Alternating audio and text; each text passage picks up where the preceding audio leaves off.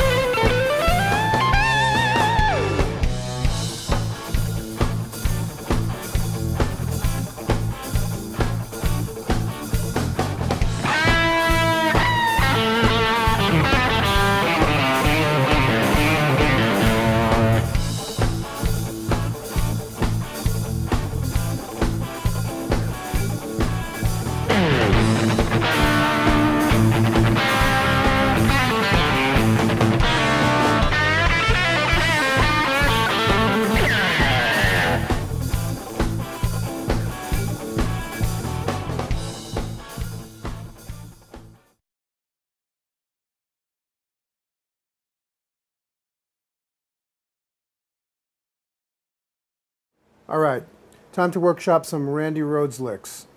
This first one, in the spirit and style of Crazy Train, in A minor, it's going to have us playing natural minor in 2 octaves up here. All right, so let's follow it and see what the licks are. Natural minor up high, this melody. Then we're going to fly back to the same thing an octave lower for this lick. A careful note of the articulations up to tempo. Bend from D to E and a tap on the G, 3rd string, 12th fret.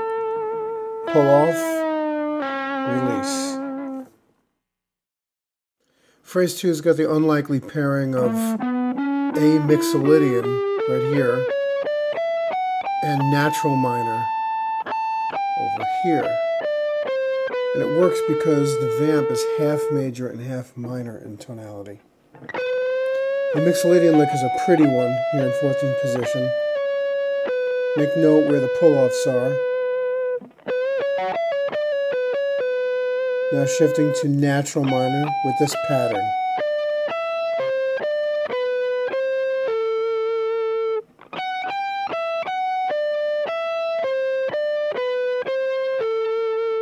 And now back to mixolydian for this climb.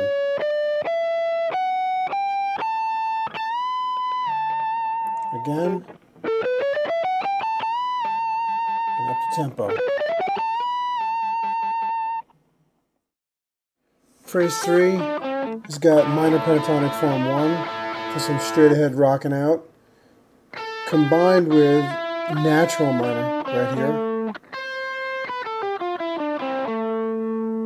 I'm going to track it up to minor form 2, and then we're going to just ascend on 1 string. We'll get back to that. Here we go. Rocking out in form 1. and then this pull-off lick in natural minor. Now we're going to go up to form 2 for these 4 notes.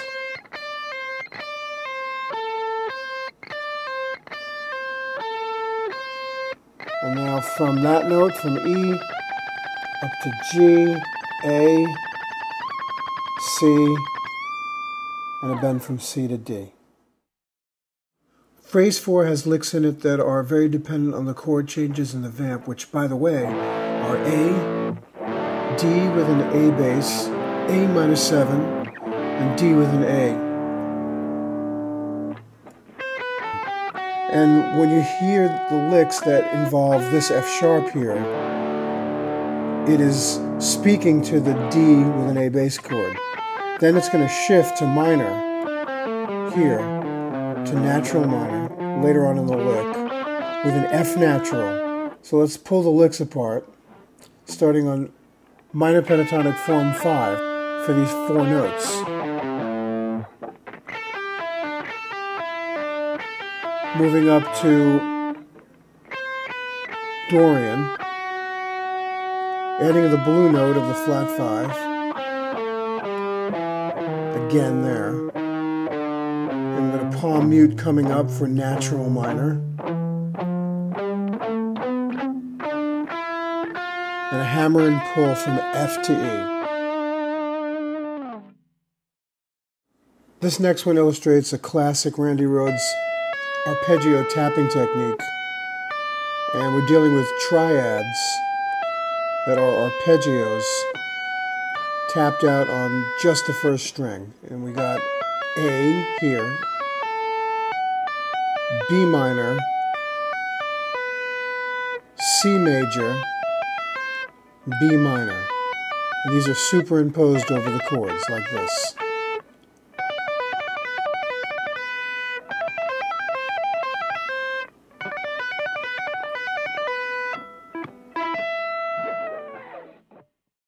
This next one inspired by live playing from Randy's Quiet Riot days. It's minor pentatonic up high, form 1, and combining once again natural minor up here.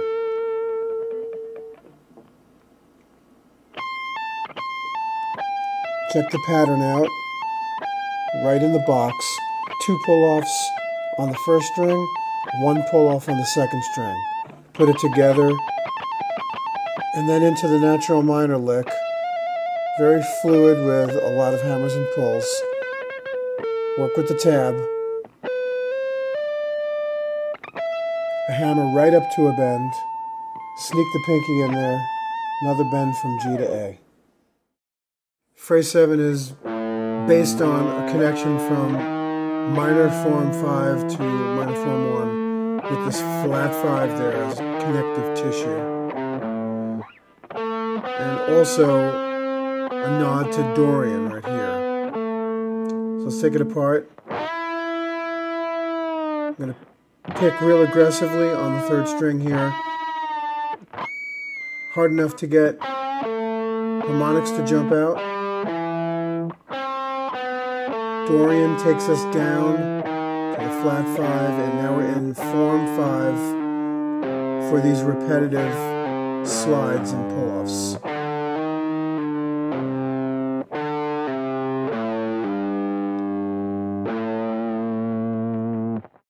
You can really get your heavy on with this closer.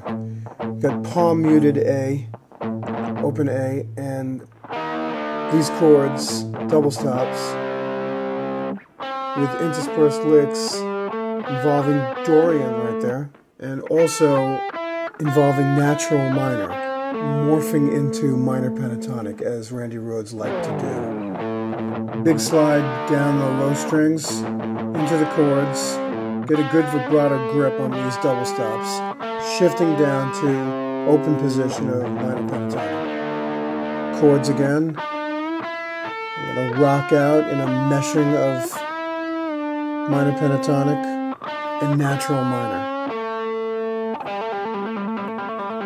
A trill, a big finish with a low string pick slide. One more time.